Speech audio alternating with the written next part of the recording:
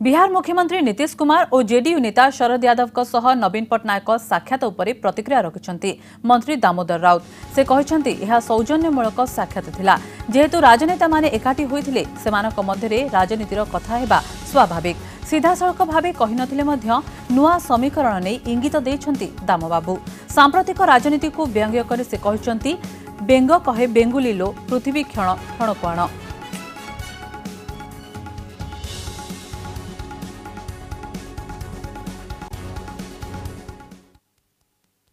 मुझे जानी जे जड़े प्रख्यात समाजवादी नेता पूर्वतन लोकसभा बाचस्पति देहांत हो गला